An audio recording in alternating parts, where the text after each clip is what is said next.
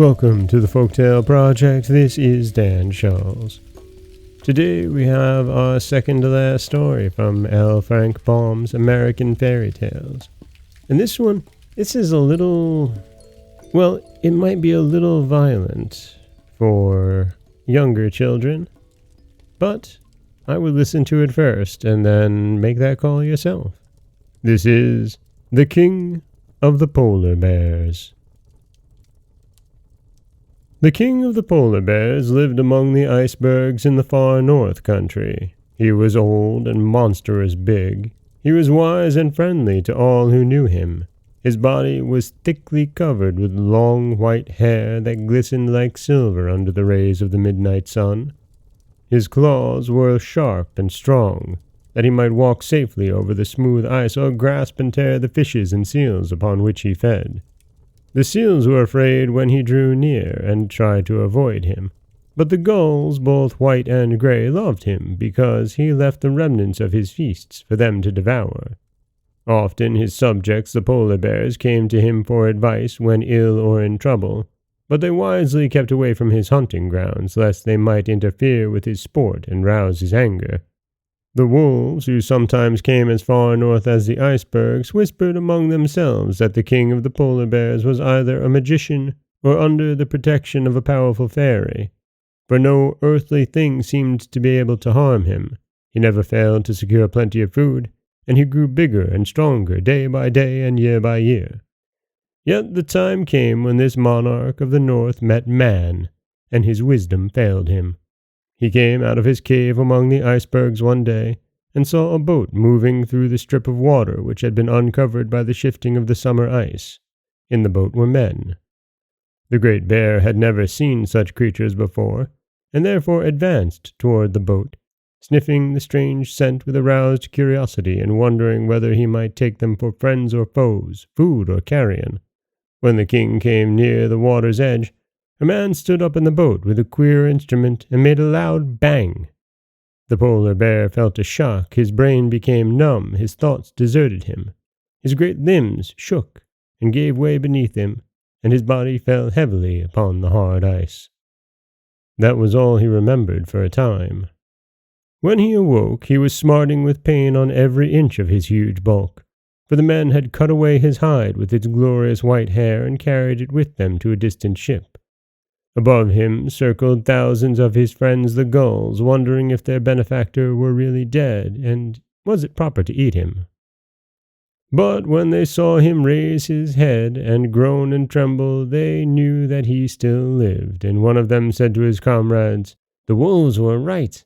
The king is a great magician, for even men cannot kill him. But he suffers for lack of covering. Let us repay his kindness to us by each giving him as many feathers as we can spare." This idea pleased the gulls. One after another they plucked with their beaks their softest feathers from under their wings, and flying down dropped them gently upon the body of the king of the polar bears.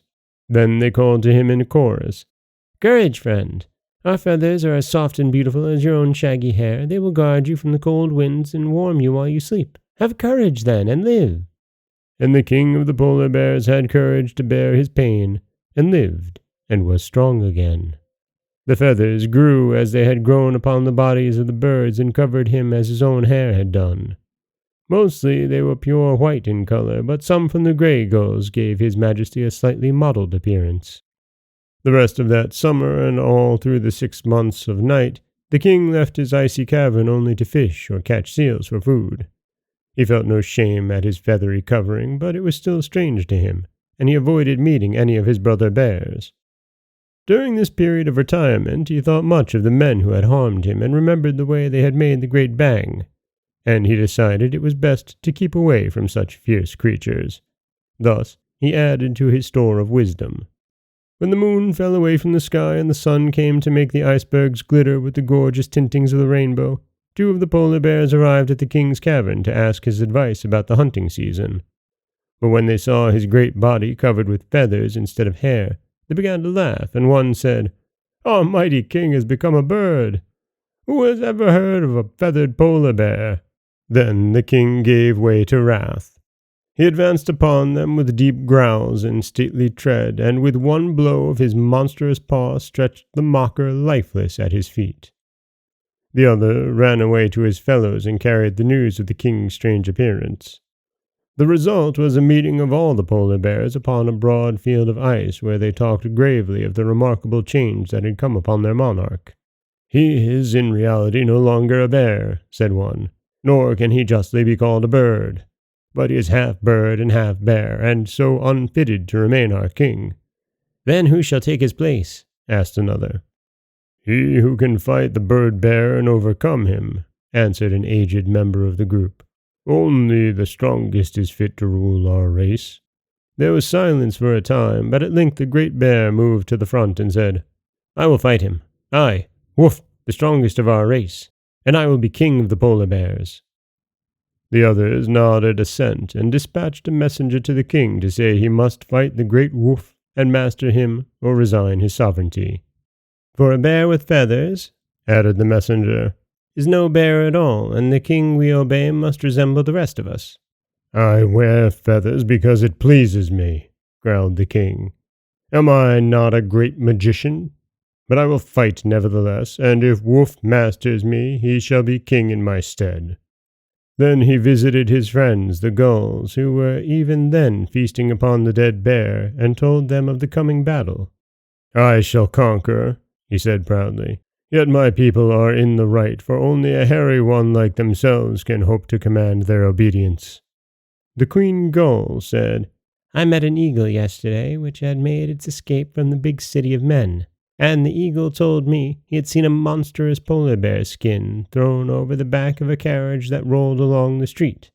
That skin must have been yours, O king, and if you wish, I will send 100 of my gulls to the city to bring it back to you."